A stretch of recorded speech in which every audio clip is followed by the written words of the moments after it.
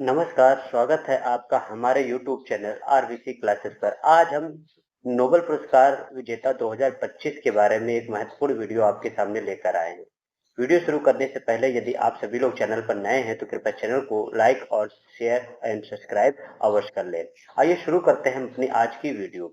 देखिए, नोबेल पुरस्कारों की बात करते हैं। इसकी स्थापना वर्ष हम बता सकते हैं कि 1901 से ये प्रदान किए जा रहे हैं। ठीक है, महान वैज्ञानिक अल्फ्रेड नोबेल के ये विचार थे और कुल 5 क्षेत्रों में प्रारंभ में दिए जाते थे, लेकिन वर्तमान में 6 क्षेत्रों में नोबेल पुरस्कार प्रदान किए जा रहे हैं। वो क्षेत्र हैं साहित्य, चिकित्सा, भौतिकी, रसायन, शांति और अर्थशास्त्र। जी हाँ, इन 6 क्षेत्रों में वर्तमान समय में नोबेल पुरस्कार दिए जा रहे हैं। और नोबेल पुरस्कार के संदर्भ में बात करें तो इनकी घोषणा अक्टूबर में होती है और 10 दिसंबर में इन्हें प्रदान किया जाता है। और एक और महत्वपूर्ण बात जो नोबेल पुरस्कार से जुड़ी हुई है कि एक क्षेत्र में अधिकतम 3 लोगों को या 3 संस्थाओं को संयुक्त रूप से विजेता घोषित किया जा सकता है।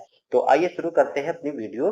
2025 के जो महत्वपूर्ण हमारे नोबेल पुरस्कार विजेता है उनके सूचियों को देखते हैं। देखिए, यहाँ पर पहला चिकित्सा का क्षेत्र है और इसमें विजेताओं, देखिए पहले विजेता हमारे हैं मेरी ई ब्रेंको। जी हाँ, मेरी ई ब्रेंको, फ्रेड रामसेल और सिमोन सागुची। जी हाँ, ये 3 महान वैज्ञानिक हैं जिन्होंने चिकित्सा के क्षेत्र में 2025 का नोबेल पुरस्कार प्राप्त किया है। आइए इनके द्वारा विशेष उपलब्धि के बारे में चर्चा करते हैं। इन वैज्ञानिकों ने पेरिफेरल इम्यूनोटॉलरेंस की खोज की है, यानी इन्होंने पता लगाया है कि कैसे हमारा इम्यूनो सिस्टम स्वस्थ कोशिकाओं पर हमला नहीं करता है, यानी कैसे हमारा इम्यूनो सिस्टम स्वस्थ कोशिकाओं पर हमला नहीं करता है। इस महत्वपूर्ण खोज के लिए इन्हें नोबेल पुरस्कार प्रदान किया गया है। इस खोज से महत्व की बात करते हैं। इस खोज से ऑटो इम्यूनो रोग और कैंसर इम्यूनोथेरेपी से संबंधित नए उपचारों को संभावना बढ़ेगी। ठीक है, ये तीनों चिकित्सा के क्षेत्र में नोबेल पुरस्कार विजेताओं के नाम आप याद रखेंगे। आगे देखते हैं हम अपने अगले महत्वपूर्ण क्षेत्र को। देखिए, भौतिकी के क्षेत्र में वित्त संयुक्त रूप से 3 लोगों को विजेता इस बार घोषित किया गया है। हमारे पहले हैं जॉन क्लर्क, दूसरे हैं मिचेल एच डेवरोड और तीसरे हैं जॉन एम मार्टिनिस। जी हाँ, ये तीनों भौतिकी के क्षेत्र के विजेता हैं। तीनों ही नाम आप याद रखेंगे। इनकी उपलब्धि की बात कर लेते हैं।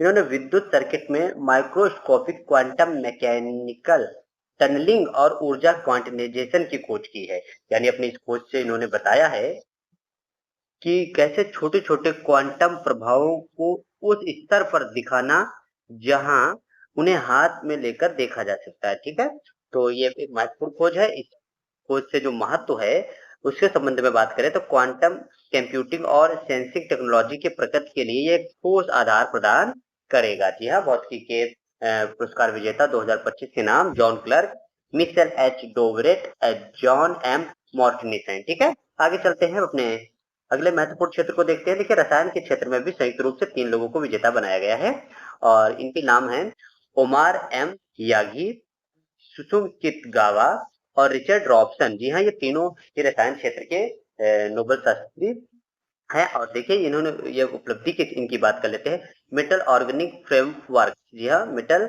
ऑर्गेनिक फ्रेमवर्क यानी MOFS का विकास किया।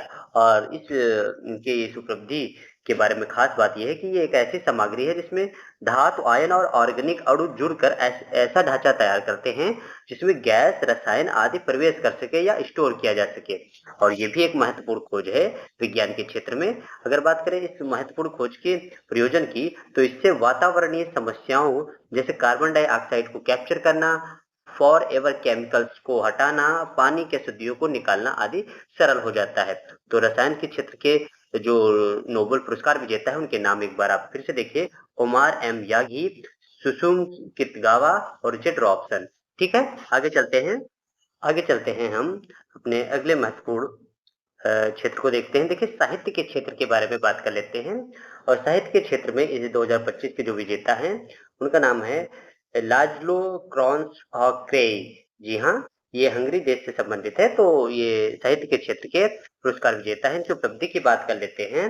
इनकी उपलब्धि की बात करें, उनके उपन्यासों और अन्य साहित्य कृतियों के लिए जो ऑप्टिक्रेटिक टेरर के बीच एक कला की शक्ति को पुनः स्थापित करती है, अर्थात उनके दार्शनिक, घनी और कल्पनाशील लेखन के लिए उन्हें साहित्य के क्षेत्र का नोबेल पुरस्कार प्रदान किया गया है। ठीक है, आगे चलते हैं हम अपने अगले महत्वपूर्ण क्षेत्र को देखते हैं। देखिए, हमारा जो 5वां क्षेत्र है वो शांति। जी हाँ, शांति के क्षेत्र में मारिया कोरिना माचाडो, इनको जो है शांति का नोबेल पुरस्कार दिया गया है। ये वेनेजुएला देश से संबंधित है, ये बात आप याद रखेंगे। इनकी उपलब्धि के बारे में बात कर लेते हैं। तो इन्होंने लोकतांत्रिक अधिकारों को बढ़ावा देने के लिए तानाशाही लोकतंत्र की ओर शांतिपूर्व संक्रामक लड़ाई लड़ी थी। तो इनके इस प्रयास के कारण इन्हें शांति के क्षेत्र में नोबेल पुरस्कार प्रदान किया गया है। जी हाँ, अभी तक की इन 5 क्षेत्रों में ही नोबेल पुरस्कार विजेताओं की घोषणा की गई है और छठा क्षेत्र जो अर्थशास्त्र है उसकी अभी तक घोषणा नहीं की गई है। जैसे ही उसकी घोषणा की जाएगी आपके लिए एक वीडियो उसके लिए भी बनाई जाएगी और आशा करते हैं ये जो वीडियो है आपके लिए लाभकारी सिद्ध होगी और सभी नामों को एक बार पुनः देख लेंगे और दोहरा लेंगे और ये सभी नाम आपको बहुत ही आसानी से स्मरण हो जाएंगे। तो आशा करते हैं आपको ये वीडियो पसंद आई होगी। तब तक के लिए चैनल से जुड़े रहें, लाइक शेयर और सब्सक्राइब करते रहें। आप सभी का धन्यवाद।